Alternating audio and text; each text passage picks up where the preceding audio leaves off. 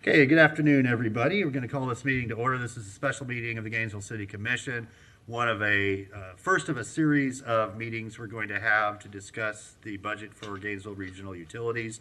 There's one item on our agenda today, uh, which is a presentation and following with discussion on GRU's debt portfolio. We will have Commissioner Sacco joining us remotely. She is doing the right thing and not feeling completely well. And so instead of passing along her cold to the rest of us, she's done us a solid and will be joining us and participating from home. Madam Clerk, I'm going to depend on you. If she raises her hand, just let me know and I'll recognize her remotely. And Commissioner Duncan Walker will be joining us momentarily. I know she's here. So with that, Commissioner Santos. Thank you, Mayor. I move that we adopt the regular agenda. Okay, seconded. So there's a motion and a second to adopt our agenda. All in favor say aye. Aye. All opposed? That motion passes. And so with that, I will turn it over to Mr. Bilarski. Mayor, I appreciate the opportunity to be here tonight. We have our assembled budget, finance, accounting staff that will be taking you through the first module in the multitude of modules that are building blocks to GRU's budget. These are educational processes on both sides of the house, from the commission side as well as GRU's perspective. So we, in the past, have gotten a lot of good information as a result of not only our private meetings, but the public ones as well. And to hope to incorporate that as we move along toward the development of the fiscal 2023 budget.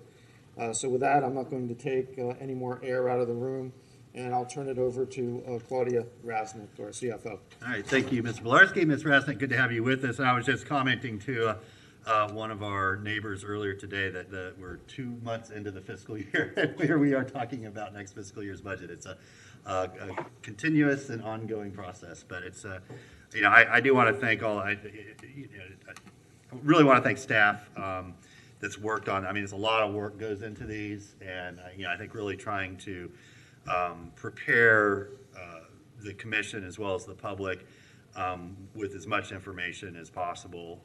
So when we get to the decision-making point, we're fully informed. So yeah, thank you, Ms. Rasnick, and all your staff for all the work that you've done so far on this. And with that, the show is yours.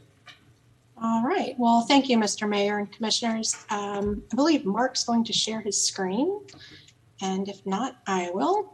While he's bringing up the presentation, I think you covered a few of my opening comments as well.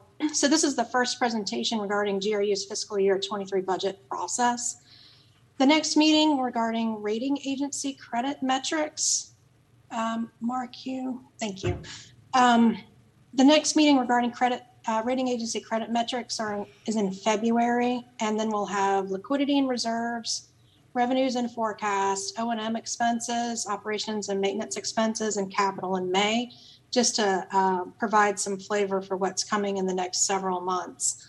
And Mr. Mayor, you hit it right on the head. It's a concerted effort at the utility. I mean, quite honestly, it includes portions of general government as well to pull our budget together. The process really starts in October, late September and early October, as we're starting to gear this up. And it's not just BFA; it's all of the operational areas coming together. We had a kickoff meeting a couple of hours ago, and a tremendous amount of people came to that meeting and asked a few questions. But it's just a process, and you're absolutely right. It's gone through essentially a 12-month budget process for the utility. So the presentation that you see before you is obviously on the debt portfolio review. In January or early February, GRU will be bringing back a debt defeasance and credit metrics policy. These two policies were discussed with the Commission during the past budget processes, and you'll see some information on that as I move through this presentation.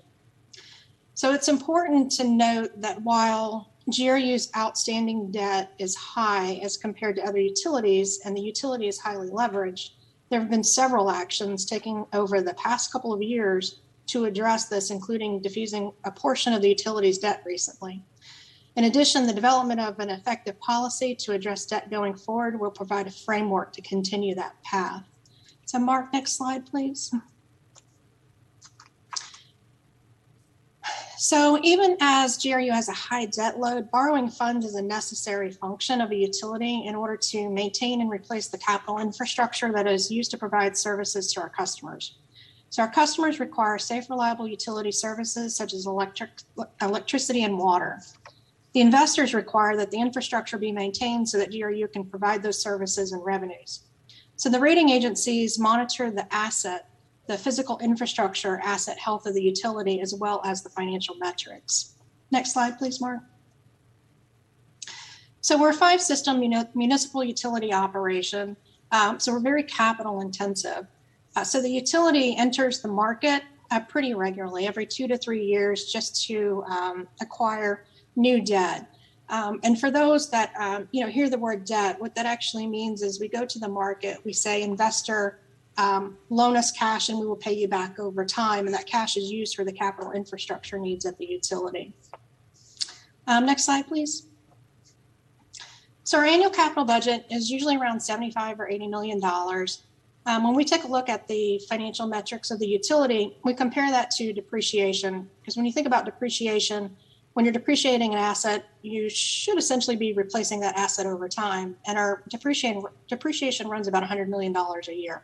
So our annual capital budgets are running just slightly below the annual depreciation rate. So we're not quite keeping pace with our capital needs. The funding of our capital infrastructure program is split between 50% debt and 50% internal equity. The internal equity is really dollars that are collected in current base rates that are used to fund the capital infrastructure program. Next slide, please. So this past budget season, we took a look at how Moody's calculates the asset infrastructure health, and this is how it's scored out by system. So you can see a couple of the systems are below the mark. Next slide, please. Hey, Claudia, can I interject here on slide 4? Because I don't think the public quite understands this as much as we do. I think it's on slide 4, where you talked about the 50-50 split between debt and equity. I think what's interesting about it is that people have this aversion to debt, right? They'd rather there not be this large debt. But there are these benefits associated with debt, and that is you get to pay for capital over an extended period of time. So if we were in a 25% debt, 75% equity, we would have a heck of a lot more money we'd have to generate from rates today to pay for capital today. So this 50-50 split is kind of a sweet spot that our financial managers, PFM, have kind of talked to us about and looked at. So you don't want to borrow so much that you impact the future, but at the same time, you can't impact the present by paying everything with cash that you'd have to collect from ratepayers today. So there's this intrinsic balance that's always being maintained with our procurement of assets. So I probably just made it more complicated than it needed to be, but there's a reason for that. I think that's really helpful, Mr. Bolarski, and I'm just going to add even another layer to that. Whether it's a power plant or a fire station, there's going to be a family that moves to Gainesville 10 years from now that benefits from that fire station, that benefits from that power plant, who will contribute to the construction and maintenance of that because it is bonded out. If we paid for it all up front, they would get all the benefits from that, but not pay for any of it, not contribute to its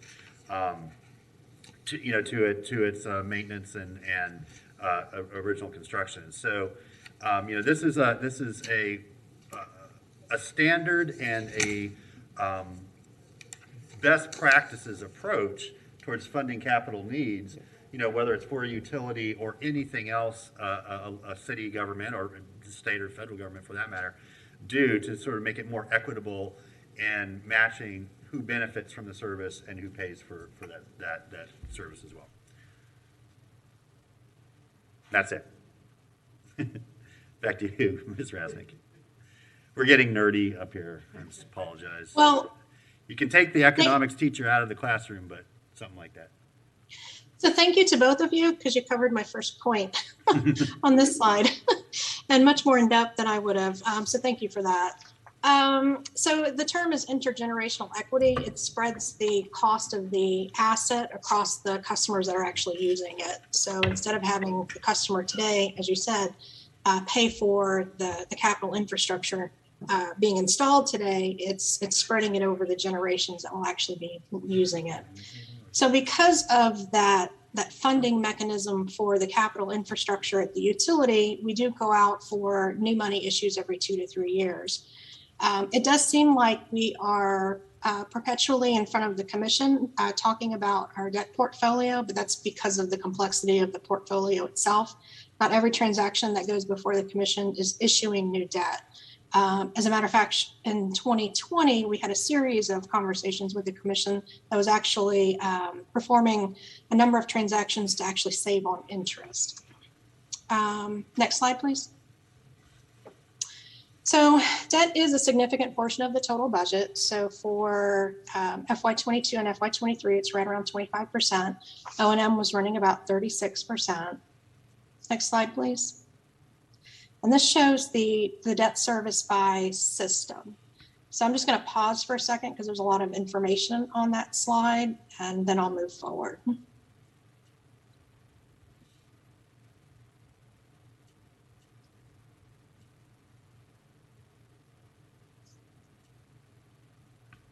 Okay, next slide, please, Mark. Thank you. So this is a bar chart of the utility's outstanding debt over time. We've showed this several times over the years. You can see that GRU's debt remained, relatively flat, rolling up into the 2009, 2010 period. There were some capital infrastructure needs plus some regulatory requirements that pushed the capital infrastructure that was necessary to be implemented upwards, which also pushed the debt piece upwards. So you can see where it started to top out in 2014 and 2015 when the biomass plant came online. When the purchase of DHR occurred, it significantly reduced the debt overall, and the utility, working aggressively with the commission, has performed a 12% reduction in outstanding principal since 2015. And you can see that on this. Next slide, please. So I think I've covered this just a little bit as far as the debt growing since 2005. As our debt, sorry, Mark, can you go back? As our debt started to grow back in 05, 06, 07, the utility started to use a mix of fixed rate debt and variable rate debt. Essentially, as it saves on interest cost over time.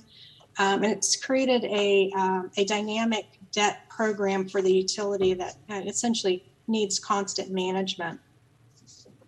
Another thing I'd like to point out on this particular slide is in 2012, there was a debt restructuring at that time, and the savings from the 2012 restructuring ended in 2019. So working with the commission, we completed another restructuring, the 2019 restructuring, that created savings that end in 2025.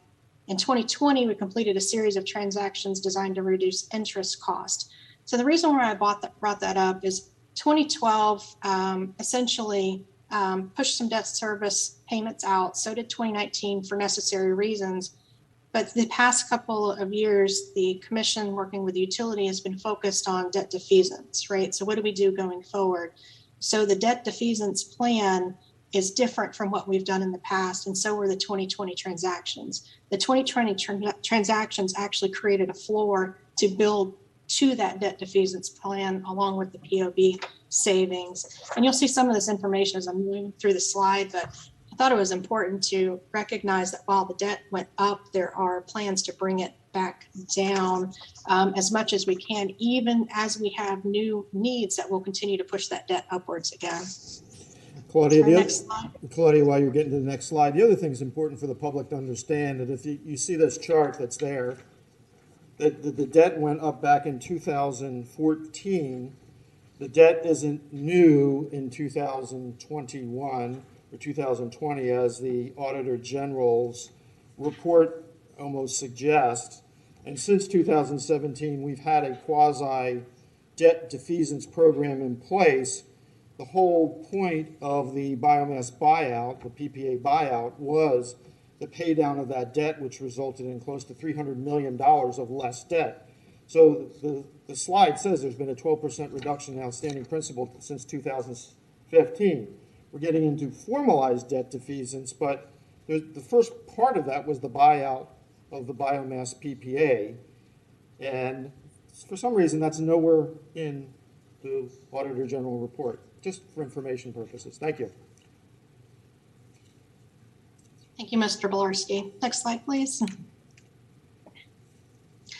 We had a request from the Utility Advisory Board to see all of this, the debt service payments going up. So the next two slides actually show the amount by year. On this particular slide, and you'll see this a little bit later, the debt defeasance that we executed a couple of months ago are going to start to shave off some of the revenue that's required to pay these debt service pieces. So the goal was, so the 2019 transaction, those savings essentially end. It becomes dis savings in 25 and 26. So the debt defeasance is starting to shave off those pieces so that you don't have a impact to base rate because of the debt service going up. You can see between 24 and 25, it's going up around $9 million. We're able to shave off about $5 million of that using the savings from the 2020 transaction working through the debt defeasance program. Next slide. And this shows the total principal and interest of the utilities outstanding debt. The 2.6 million does not include the debt defeasance dollars that have been set aside. And the next slide is a graphical representation of what that looks like. To Mr. Bolarski and the mayor's point is the debt at the utility, it cycles. There's always new debt coming on for that concept of intergenerational equity and spreading those costs over the customers that will be using the assets. So as we move forward, the debt service ends up filling up some of the outer years. In the past, when we've shown this slide, we have shown just kind of those short little blue bars over to the right, which doesn't accurately reflect that there will be new debt that's being issued. So we've split this up. So current outstanding debt that's currently with the utility is in blue. Future debt, which has been approximated, because it's not something that I can calculate at this point, it's the future debt pieces. So our current outstanding debt obligations right now is the 2.65, not accounting for the debt defeasance piece. Next slide. So for nerds like us, this is fascinating when you go back and look at the series that have been issued from GRU back to 1983. So you can see it's actually two slides worth. So from 1983 to 2009, and the next slide brings us up to the current portion. And you can see the activities, the principal that was paid down, what was refunded, and what's outstanding, and then the final maturity dates there. Next slide. As part of our budget process in FY22, I wanted to take a look at what our debt was projected to look like going through 2030. So every couple of years we do issue debt. Our capital program runs at between $75 and $80 million a year. So we are going out to the markets to achieve those funds and also use internal equity, but it is building that debt the debt load at the utility is increasing to keep up with the capital infrastructure needs. So in order to accurately reflect what we're going to look like in essentially 9 years from now, this is accounting for $75 to $80 million of capital needs going through 2030, and with a 50-50 split between debt and the utility plant improvement fund, which is the internal equity component. Next slide, Mark. Thank you. The IRP, the Integrated Resource Plan, was completed in 2018-2019. So in conjunction with looking at the utilities needs, the infrastructure needs, and the debt needed to fund that through 2030, we ran the scenario to include that plan, the IRP plan's cost to move to 100% net zero by 2045. Now, we recognize that IRP is going to be redone in 22, and once we get those numbers, once finance gets those numbers, we'll rerun those projections. But this is what we had to work with the current plan to move towards that goal. So you can see 2.65 billion through 2051, 3.26 billion through 2060, just on normal capital needs, and then with the goal that's been set through 2045, that is the current cost as it stands right now until that changes. Next slide, please. So I mentioned that we have a fixed rate portion of our debt, synthetic fixed and variable unhedged piece. Sorry, I've been talking for so long, I haven't taken a breath.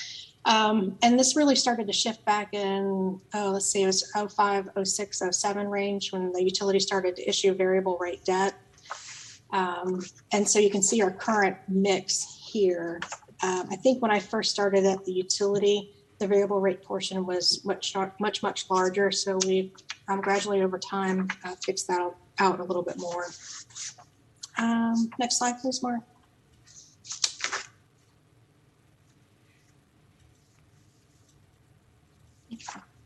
So I've mentioned that we issue variable rate debt. And so with that, what we do is we take a look every time we go to the market and we compare fixed rate debt with variable rate debt. And depending on what's happening with the market at that time, we might go one way or the other. And we've worked very closely with our advisors and the banks that we're working with to make sure that we're making the best decision for the utility about which way to go. So if we enter into variable rate debt, we could leave it just floating with the market. But really we want to minimize that risk. So in the past, we have issued swaps on the variable rate debt piece. So what that really means is we enter an interest rate swap with a counterparty. So a counterparty sounds pretty complicated, but it really is just a bank on the other side. So it could be Citi, Goldman, Bank of America, et cetera. So we'll make a fixed payment to the counterparty, which is the bank. That's called fixing the payment. The counterparty would pay GRU the variable rate that's agreed to, and then we pay the bondholders the variable rate payment. So really the variable rate payments are crossing. There might be a bit of a spread there, but it ends up being the fixed rate payment being paid to the counterparty, which is essentially the bank, and that really lowers the interest cost. So for example, recently for the 2017 purchase of DHR, there was a fixed rate portion and a variable rate portion. So the fixed rate portion, I think, was right around, let's say, 3.18%. So we locked in a portion of the variable piece for 2.11 plus a little bit of a spread there. So it ended up being about 2.46. So you can see the differential there. Now, of course, there's some risk attached to the variable rate debt pieces. So while it lowers our overall borrowing cost, it does increase the risk exposure. So we work with bond counsel, our financial advisor, the city attorney's office, and we want to make sure that we're working with creditworthy counterparties that can essentially perform their side of the bargain. And then we negotiate swap provisions. This is where the attorneys get involved to make sure that they're very favorable to the utility. And because of that, we do have, it's more complex. We have liquidity facilities that are attached to the variable rate debt that we have to manage as well. This is why it seems like we're always coming to talk to you. I'll show you another slide and you'll see the kind of the activity that's occurring with liquidity facilities. Next slide, please. And this is just a graphical representation of what I just went through. Next slide, please.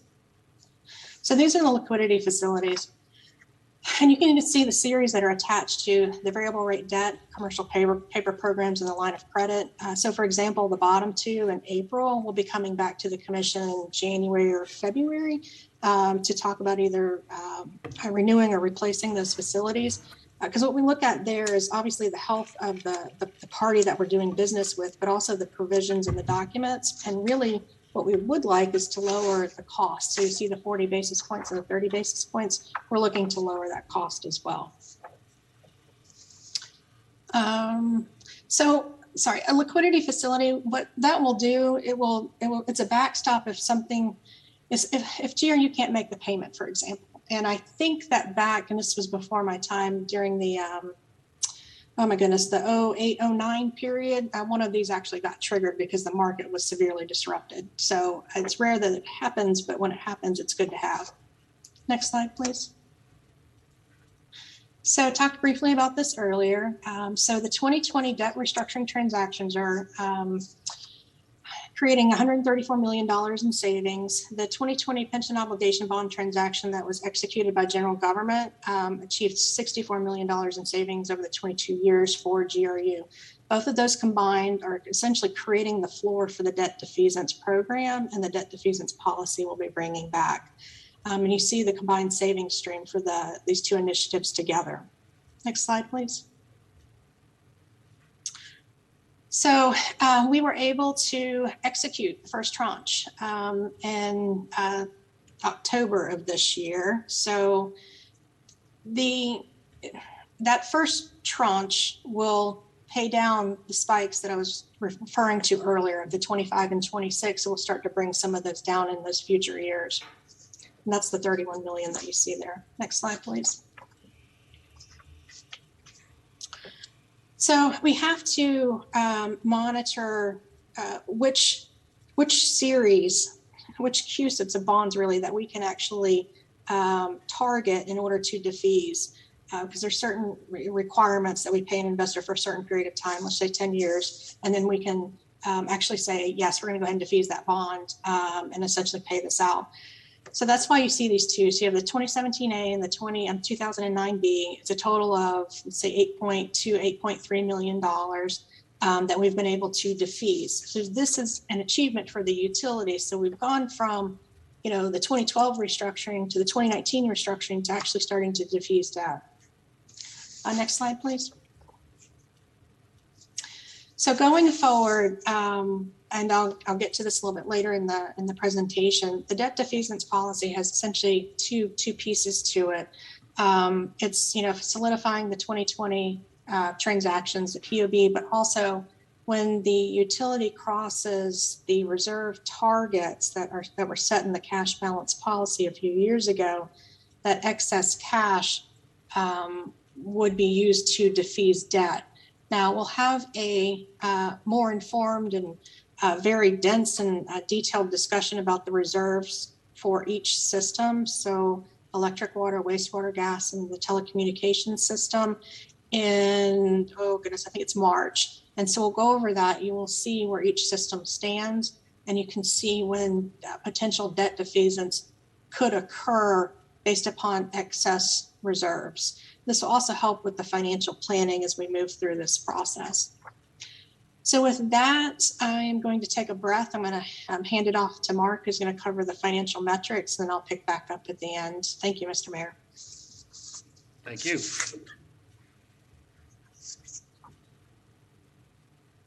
And Mr. Mayor, we have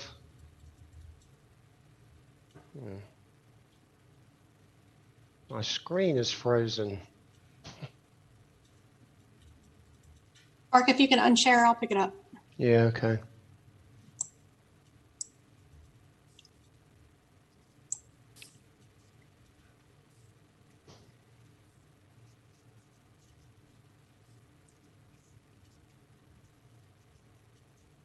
Thanks. Next, you can go on to the next slide.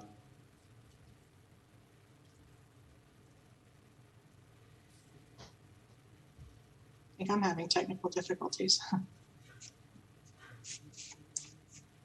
It just locked up. Sorry, let me unshare and start back again.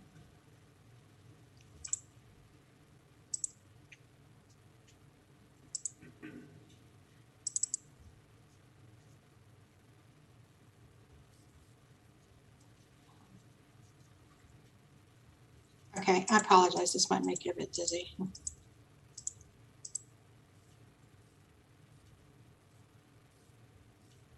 So does everyone understand what a tranche is?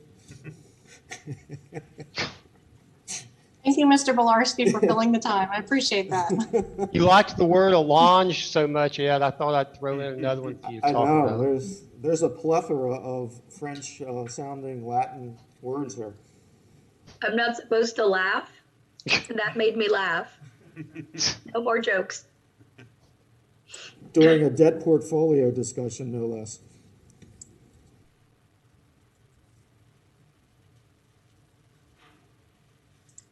All right. Success. I appreciate your patience. Okay, you can go to the next one.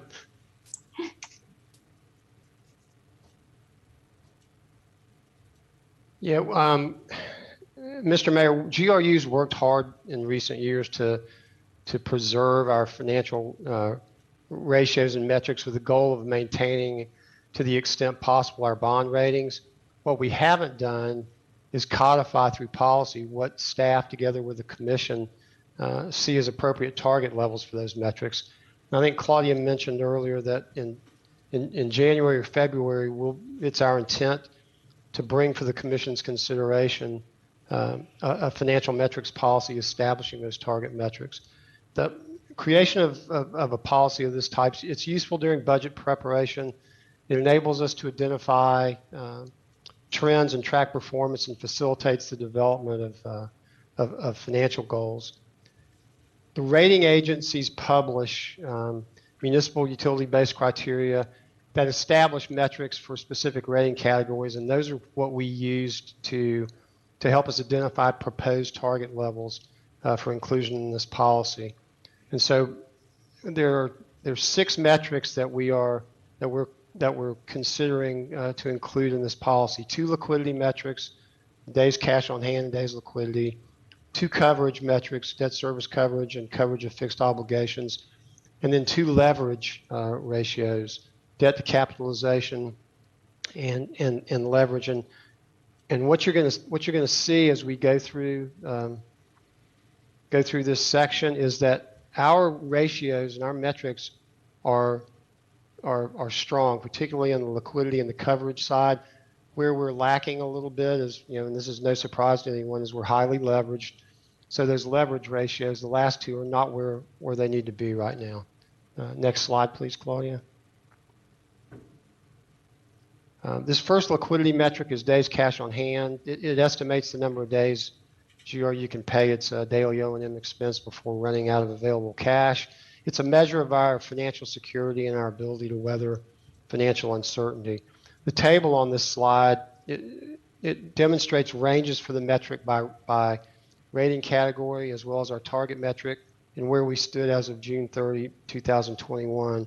And as you can see, our target for this metric is 250 days.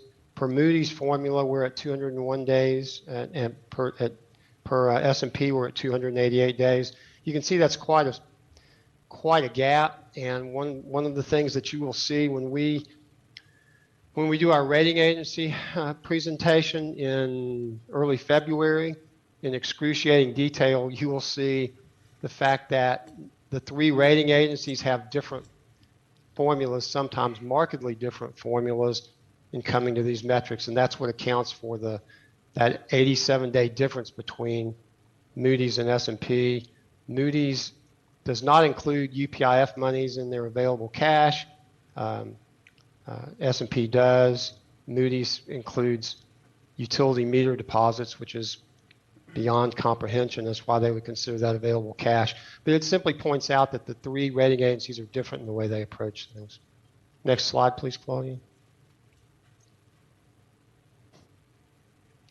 The day's liquidity metric adds other sources of liquidity, such as lines of credit and authorized but unissued commercial paper, to the formula.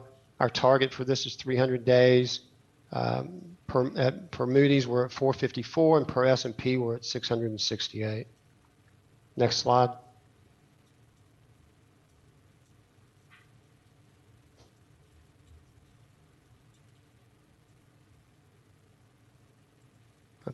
We may have lost Claudia. Next slide, Claudia. Thank you. This is the first of the 2 coverage ratios, debt service coverage. It measures our ability to meet debt obligations. Our target is a ratio of net revenues equal to 1.7 times debt service. We're at 187 for Moody's and 198 for S&P. Next slide. Coverage of fixed obligations takes into account other fixed expense payments such as GFT and purchase power costs. Our target's 1.3 and we're at 1.53 and 1.52. Next slide. This is we're now moving into the leverage ratios. Like I said, these are where we have a lot of work to do actually. I need to point out here this first one, debt to capitalization. I have it termed in here as a Moody's formula. This is actually S&P. The numbers are accurate, but I simply should have been noted as an S&P calculation. This this measures system leverage. It's a difficult metric to change in the short term and should be seen as a longer term goal. Its formula is total debt to total capitalization. Our target is 70%, and right now, per this formula, we're just above 80%.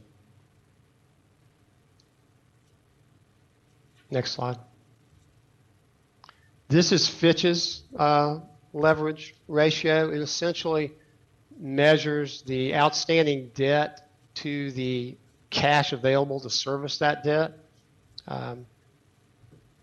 We have a target in here of 8. This is in conjunction with a lot of discussions with Fitch. This is where they would like to see us move to. We are currently at 9.89 times cash.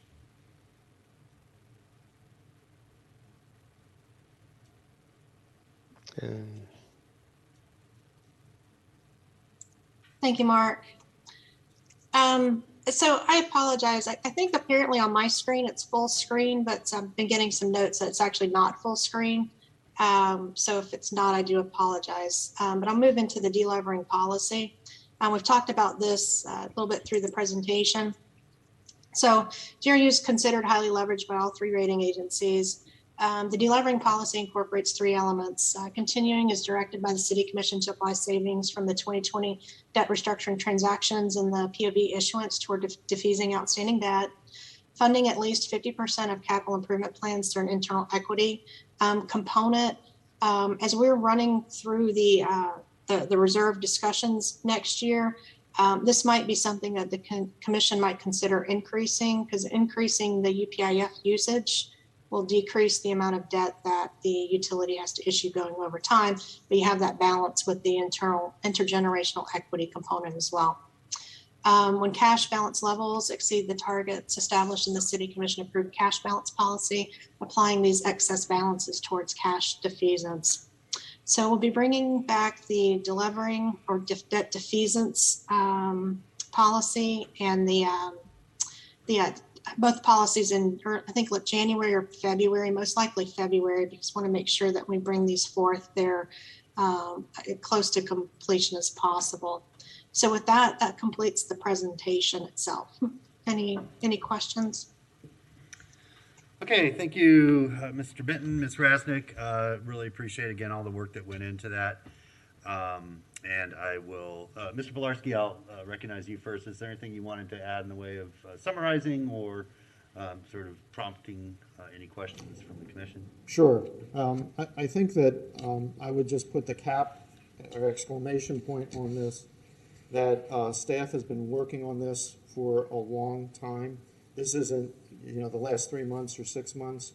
And it's been a cooperative effort between not only the City Commission, but the UAB and staff in, developing this program that reduces our exposure to high leverage in the future.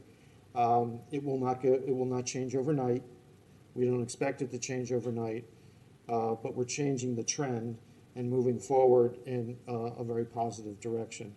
So I hope that the Commission sees that, appreciates that. And, as we started our kickoff to the budget this morning, Claudia is right, this is becoming kind of a perpetual 12-month budget process. But that's not necessarily a bad thing, because you're constantly reviewing and looking at things as a result of that, and I think that's something that we should do. But they're aware of what I believe was very successful past budget season, where the commission worked very closely with GRU staff and management on a host of these policies, and I think you're seeing the benefits of that even as we speak. So this is a very positive, I think, opening module to the kickoff of the fiscal 23 budget season.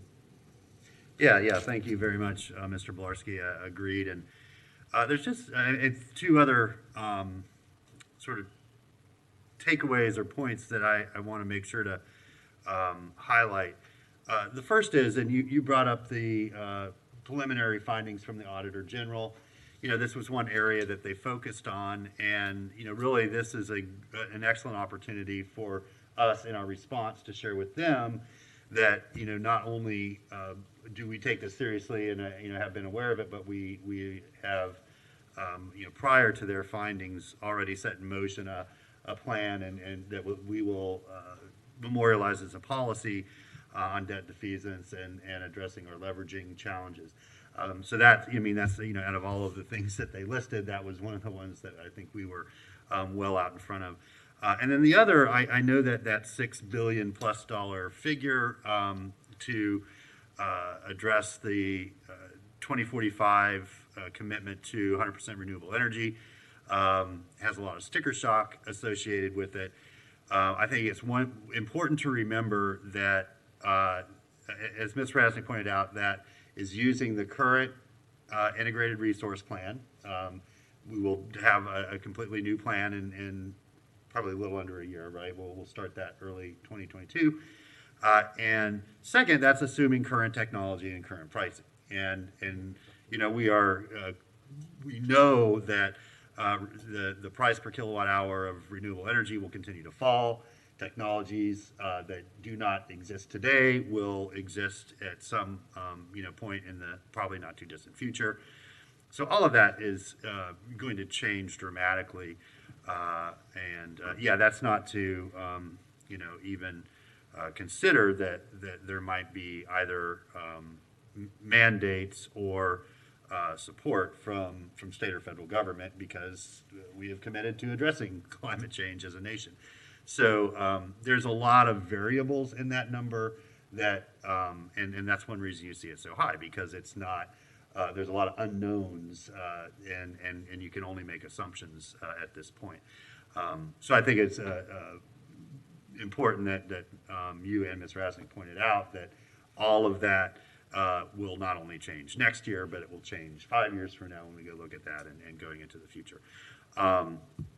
So with that, does anybody else, I know that we all had a chance to go through this individually with the budget staff.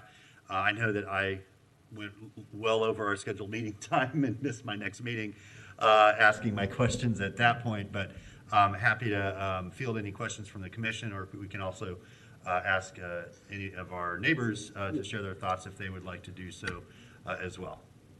Commissioner Ayala, go ahead. Thank you, Mr. Mayor. I'd just like to thank GRU staff for all the preparation that went into this very thorough presentation. And I just want to say, I've had the opportunity, like the rest of you, to read the Auditor General's preliminary report.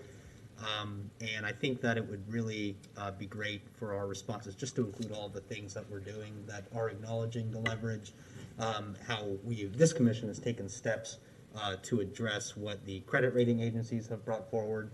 And we're really doing all we can. I'd also like to really highlight the fact that the GFT reduction is scheduled to continue into this next year. I know that was a big sticking point. But I think it's just really important right now because the debt is such a big conversation for a lot of folks out there, the rating agencies, and now the Auditor General. And I just want these folks to know who are just now tuning in that we've been having these conversations for years now, really since the GREC purchase in 2017. So just want to make sure they understand the steps that we're taking and that our responses, management's responses, really highlight that because I want to make sure that as they continue to evaluate GRU, that they're taking into account the actions that we have already directed Thank you. Thank you, and I know that Mr. Pilarski's all over that. I'm sure already typed out that part of the management response to that. And just for folks that might not know exactly, we got our preliminary report from the Auditor General process that's taken about 1.5 years, and we have 30 days to respond to that. And so that report is going to all the different parts of our organization that are directly responsible for their findings in there. We'll compile those findings and then get them back to the Auditor General within that 30-day time period. And so that's the sort of part of the process that we're in right now. And before I invite Mr. Scott to come up, Ms. Gainey, will you please read the number, if people want to call in or participate in public comment, the number and meeting ID and how to do that. And then once that gets shared, I'll recognize Mr. Scott.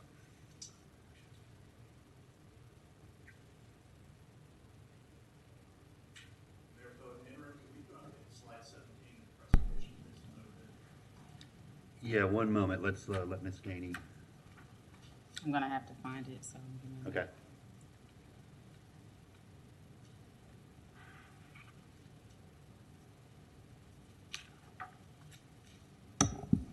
Okay, that number is 1-800-742-1099.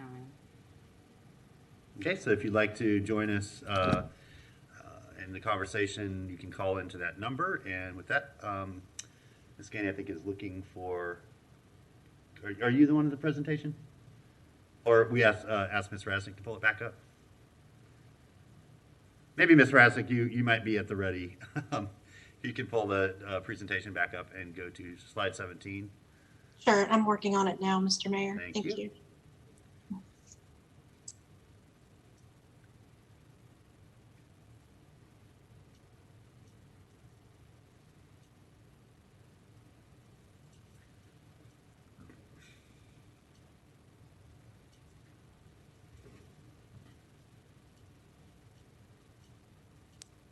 Apologize. Which slide was it again? 17. Thank you. I think it's the bar graph with the current and future debt. Got it.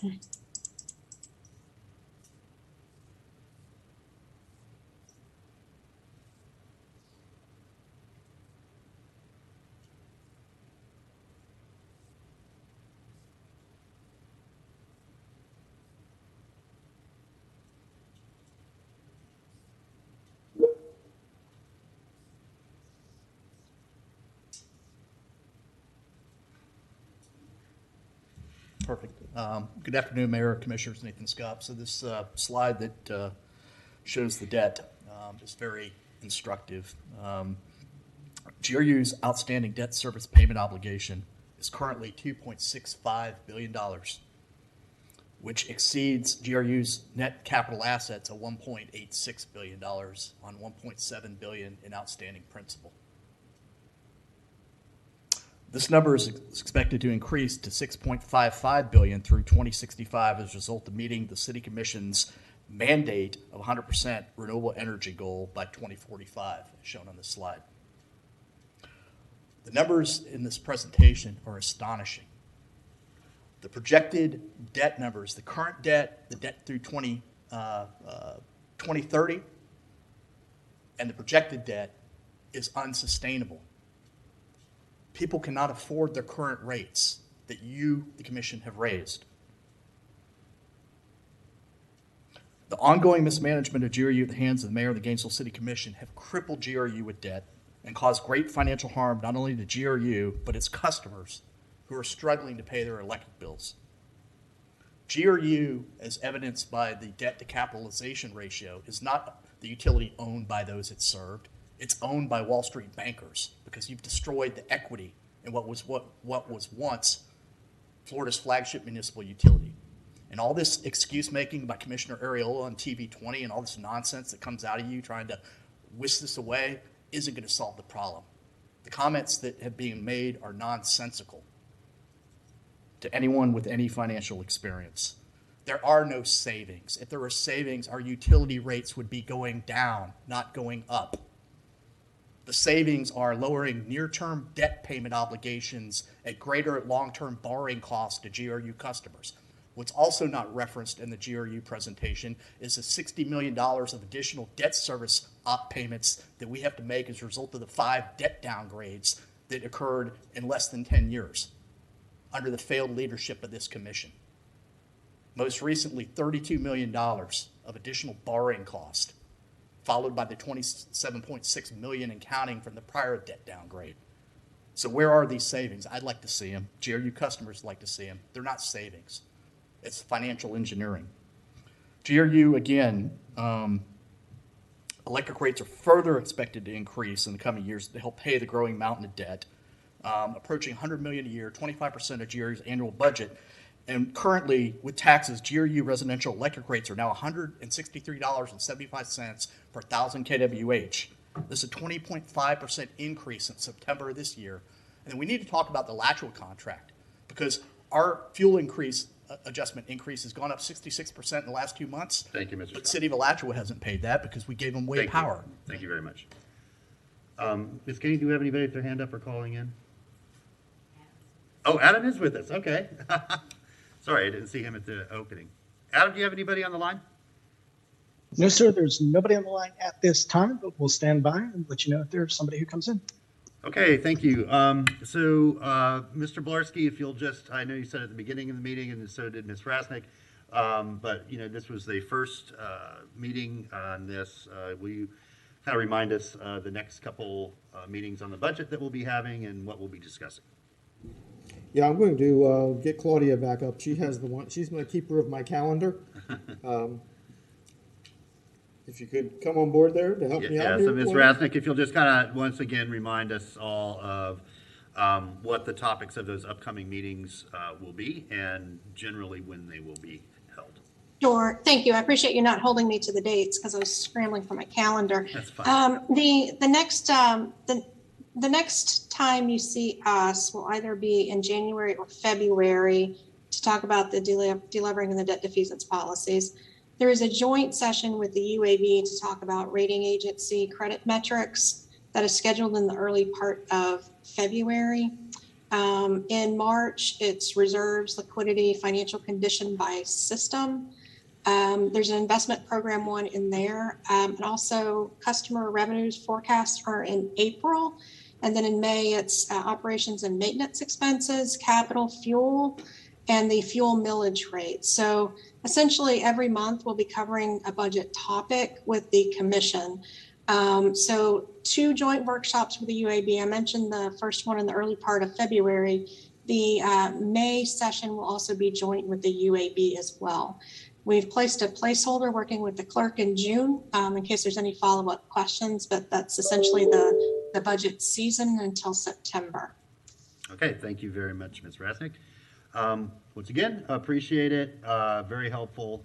Some excellent data there, especially as a point of reference as we continue these discussions. I just want to make sure, Commissioner Saka, do you have any questions? You can just shake your head if it's no. All right. We hope you're feeling better. We appreciate you're not. Okay. Well, we appreciate you not bringing that to us. That's our Thanksgiving gift. All right. So seeing no further business before us, this meeting is adjourned.